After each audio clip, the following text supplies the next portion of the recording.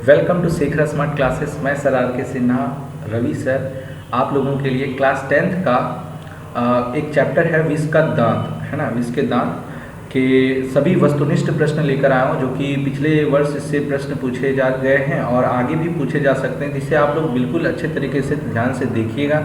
अगर आप लोग कहानी पढ़े होंगे तो इससे बिल्कुल अच्छे तरीके से इसका जवाब दे सकते हैं। तो चलिए, पहला प्रश्न है, किसके अनुसार सेनों ने सिद्धांतों को भी बदल लिया था, है ना।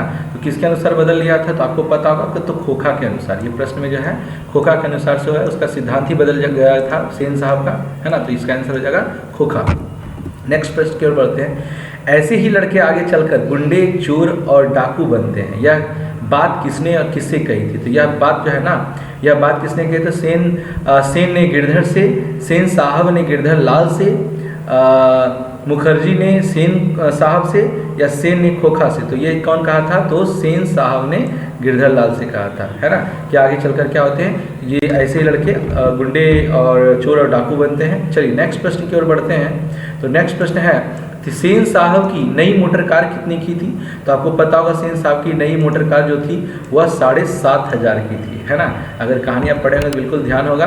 नेक्स्ट है, विष के दांत कैसी कहानी है? तो आपको पता होगा विष की कहानी, जो कहानी है यह मनोवैज्ञानिक है, मनोवैज्ञानिक कहानी है ना। नेक्स्ट प्रश्न की ओर बढ़ते हैं। तो नेक्स्ट प्रश्न है कि अगर देखा जाए तो नेक्स्ट अगर देखते हैं तो नेक्स्ट प्रश्न में आते हैं और बिल्कुल ये प्रश्न है, हाँ नेक्स्ट प्रश्न है कि नलिन बिलोचन शर्मा, है ना, नलिन बिलोचन शर्मा का जन्म कब हुआ था? तो आपको पता होगा नलिन बिलोचन शर्मा का जो जन्म हुआ था 18 फरवरी 1916 ईस्वी को। खोखा के दांत किसने तोड़े थे? तो खोखा के दांत जो है मदन ने, मदन के दोस्त ने, सेन साहब ने या गिरधर ने। तो आपको पता होगा कि खोखा के जो दांत तोड़े थे मदन ने, है ना। सेन साहब की आंखों का तारा है, सेन साहब की आंखों का जो तारा है वो कौन है? कार, खोखा, खोखी, इनमें सभी। तो आपको पता होगा कि खोखा जो है उनके आंखों का तारा है। नेक्स्ट प्रश्न की ओर बढ़ते हैं। तो नेक्स्ट प्रश्न है, मोटर कार को किससे खतरा हो सकता है? मोटर कार को किससे खतरा हो सकता है अगर देखा जाए कहानी के अनुसार में? तो यहाँ देखिए कासू भी दिया है, मदन दिया और खोखा भी दिया। तो यहाँ पर ध्यान रखिएगा कि अगर इस तरह दे दे तो खोखा, क्योंकि कहानी में यूज किया गया था कि अगर कार को खतरा है तो वो खोखा से है। नेक्स्ट है, विष के दांत पाठ की विद्या है, मतलब ये क्या है? तो कैसी विद्या है? तो ये बताएं आपको, मनोवैज्ञानिक कहानी है, तो बिल्कुल ये कहानी ही होगा, है ना। नेक्स्ट प्रश्न की ओर बढ़ते हैं। यहाँ पर है प्रश्न, सेन साहब अपने पुत्र बोले तो खोखा को बनाना चाहते, वो क्या बनाना चाहते थे? तो वो बिजनेसमैन या इंजीनियर बनाना चाहते थे, है ना। ये बिजनेसमैन या इंजीनियर बनाना चाहते थे, तो ये बताया गया था उसमें। तो वैसे बिजनेसमैन कम ही यूज किया गया, इंजीनियर के बारे में ज़्यादा यूज किया गया था। विष के दांत शीर्षक कहानी के कहानीकार कौन है? तो विष के दांत जो कहानी के कहानीकार है वह है नलिन बिलोचन शर्मा, है ना, नलिन बिलोचन शर्मा। ये नलिन बिलोचन शर्मा जो है। नेक्स्ट है कि सीमा बोले तो यहाँ पर लिखा, सीमा, रजनी, आलो, शेफाली, आरती, पांचों किसकी बहनें थी, है ना। तो आपको पता है कि किसके? तो मदन की, खोखा की, लेखा की या सेन साहब की? तो खोखा की, है ना। वो किसकी बहन रहती है? तो खोखा की, है ना। नेक्स्ट आते हैं। नेक्स्ट प्रश्न है, मैं तो खोखा को इंजीनियर बनाने जा रहा हूँ, यह कथन किसका है? तो ये देखिए, ये कौन बोले थे कि मैं अपने मतलब बेटे को इंजीनियर बनाने जा रहा हूँ? तो यह कहे थे सेन साहब ने कहे थे, है ना। मदन के लिए क्या खाना मामूली बात थी? तो मदन के लिए मार खाना मामूली बात थी, है ना, मार खाना उसके लिए मामूली बात थी। इसका आंसर हो जाएगा मार खाना मामूली बात थी। नेक्स्ट में आते हैं, लेखक नलिन बिलोचन शर्मा की माता का नाम क्या था? नलिन बिलोचन शर्मा की माता का नाम था रत्नावती, है ना, उसकी माता का नाम रत्नावती था, है ना। नेक्स्ट प्रश्न में आते हैं, सेन दंपति को अपनी पुत्रियों पर किस बात को लेकर गर्व था, है ना। तो वे सुंदर तथा सुशील है, वे तहजीब और तमीज वाली है, सारा कहा मानती है? हाँ बिल्कुल ये है। नेक्स्ट है, अगर इसी में देखा जाए तो वे तहजीब और तमीज वाली है, इसमें भी ऑप्शन, लेकिन वो सारा कहा मानती है, तो ये उसमें ऑप्शन ज़्यादा सही हो जाएगा। खोखा का जन्म कब हुआ था, है ना? तो जब उसके माता पिता को उसके होने की कोई उम्मीद नहीं थी। हाँ बिल्कुल यही सही है, क्योंकि उसके माता पिता को उम्मीद नहीं था, वो नाउम्मीद का सितारा था, है ना। बिल्कुल। नेक्स्ट प्रश्न में आते हैं। तो नेक्स्ट प्रश्न है कि अगला है नेक्स्ट प्रश्न है, निम्नलिखित में से कौन सा नाम सेन दंपति की पुत्रियों की है? ठीक है, यहाँ पर ध्यान रखिए कौन से इसके पुत्री का नाम, तो सीमा, आरती, शेफाली, गुंजा, पार्वती। तो देखिए आप अगर कहानी पढ़े होंगे तब इसका जवाब बिल्कुल दे सकेंगे।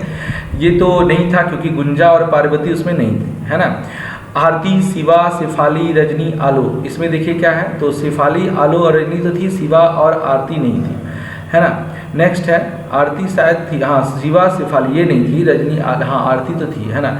तो आलो, रीना, वीना, शेफाली और रजनी, इसमें रीना और वीना नहीं थी। नेक्स्ट है, सीमा, रजनी, आलो, शेफाली और आरती, हाँ बिल्कुल यही था, है ना। सीमा, रजनी, आलो, शेफाली और आरती, तो इसका आंसर हो जाएगा डी हो जाएगा। नेक्स्ट प्रश्न की ओर बढ़ते हैं, विष के दांत, है ना। तो विष के दांत शीर्षक पाठ किस कहानी संग्रह से लिया गया? तो ये कहानी किस कहानी संग्रह, तो विष के दांत तथा अन्य कहानियां से, ठीक है। नेक्स्ट प्रश्न है, सोफर की ओर बार बार कौन झपटता था, है ना। सोफर की ओर अगर झपटता था तो कौन? एक लड़का, खोखा, एक औरत या मदन। तो देखिए मदन ने ही उसके कार को छुआ था, तो मदन ही झपट्टा मार रहा था, है ना। नेक्स्ट प्रश्न की ओर बढ़ते हैं, खोखा ने सेन दंपत्ति की चमचमाती कार को क्षति पहुंचाई, फिर भी उन्होंने उसकी डैश ही की, है ना। तो देखिए खोखा क्या किया था, उसका चमचमाती को, है ना, वो उसका जो लाइट होता है वो तोड़ डालता है ना। तो उसका क्या करता है, वो बड़ाई करती है ना, बिल्कुल वहाँ पर क्षति पहुँचाने के बाद भी क्या करता है, उसको बड़ाई करता है। नेक्स्ट प्रश्न में आते हैं, किनकी गाड़ी के चक्कों की हवा खोखा ने निकाल दी थी, है ना। तो आपको पता है मिसेस सिन्हा की, सेन साहब की, मुखर्जी साहब की या मिस्टर सिंह की? तो आपको पता होगा कि मिस्टर सिंह, उसी का कार रहता है, दूसरा क्या करता है, गाड़ी का चक्का का हवा निकाल देता है। नेक्स्ट प्रश्न है, सेन साहब के बुलाने पर, है ना, सेन साहब के बुलाने पर, है ना, किरानी उसके समक्ष कैसे पेश हुआ? तो देखिए यहाँ पर लिखा हुआ बहुत ही विनम्रतापूर्वक से पेश हुआ, नहीं ये तो नहीं था, है ना। जैसे खून के जुर्म में कैदी जज के सामने खड़ा होता, हाँ बिल्कुल ये कहानी में बताया गया था, जैसे खून के जुर्म में कैदी जज के सामने खड़ा होता वैसे उसके साथ समक्ष वैसे पेश हुआ था, है ना। नेक्स्ट है, धूल में मदन पड़ोसियों के आवारागर्द छोकरों के साथ डैश रहा था, है ना। तो वो क्या कर रहा था, क्रिकेट खेल रहा था, नाच रहा था, लट्टू नचा रहा था या गुल्ली डंडा खेल रहा था? तो आपको पता होगा कि लट्टू नचा रहा था, है ना, बिल्कुल सही है। नेक्स्ट है, खोखा ने मदन को कब एक घूंसा जड़ दिया? तो जब उसे मदन ने लट्टू देने से मना कर दिया, हाँ बिल्कुल यही बात था कि मदन ने लट्टू देने से मना कर दिया, तो क्या किया था खोखा, बोले तो कासू, वो एक घूंसा जड़ देता है, इतने में तो लड़ाई शुरू ही हो जाती है। नेक्स्ट है, खोखा और मदन के बीच की लड़ाई को लेखक कहता है कि यह लड़ाई बंगले के पिल्ले और डैश की लड़ाई है, तो क्या बोला था, गली के कुत्ते की लड़ाई है ना। तो बिल्कुल आंसर नंबर सी बिल्कुल सही होगा, ये गली के कुत्ते की लड़ाई है, ऐसा लेखक ने प्रयोग किया है शब्द। महल और झोपड़ी वालों की लड़ाई में अक्सर डैश ही जीतते हैं, तो आपको पता है महल और झोपड़ी वालों में तो ये कौन जीते हैं, तो महल वाले ही जीते हैं, लेखक कहे थे कि महल वाले ही जीते हैं, ठीक है। तो ये हैं, नेक्स्ट प्रश्न की ओर बढ़ते हैं। नेक्स्ट प्रश्न की ओर बढ़ते हैं, चलिए देखिए नेक्स्ट प्रश्न है कि यूज किया गया है। नेक्स्ट है, कहानी का आपके अनुसार भी बताइएगा कि कहानी का नायक किसे कहा जाना चाहिए, आपके अनुसार बिल्कुल बताइएगा कमेंट में कि आपके अनुसार कौन सा नायक होना चाहिए, खोखा, मदन, सेन साहब या इनमें से कोई नहीं। खोखा वही बच्चा जो कासू है ना, जो कि अपने पापा का लाडला है। मदन वही लड़का है जो कि बिल्कुल मार खाना उसके लिए मामूली बात है ना, और वो इसी ने खोखा का दांत तोड़ा था। सेन साहब तो पता ही होगा, है ना। नेक्स्ट इनमें से किसी को नहीं, तो आपके अनुसार से कौन होना चाहिए कहानी का नायक, इसको कमेंट में जरूर बताइएगा। नेक्स्ट प्रश्न में आते हैं कि मदन ने किस लिए देर रात घर लौटा, है ना। बहुत देर तक क्या किया, जब पता था उसको कि आज हमको मार लगने वाला, तो वह 8-9 बजे तक इधर उधर टहलता रहा, वह देर रात तक खेल रहा था, उसे लड़ाई में देर हो गई थी, उसे डर था कि घर में काफ़ी मार पड़ेगी। हाँ बिल्कुल सही बात है कि आंसर नंबर डी जो है, उसे डर था कि उसे काफ़ी मार पड़ेगी, इसलिए वो क्या करता है, वो देर से पहुँचा था। नेक्स्ट है, हंस कौओं की जामत में शामिल होने के लिए ललक गया। इस वाक्य में हंस का प्रयोग था। हंस कौन था?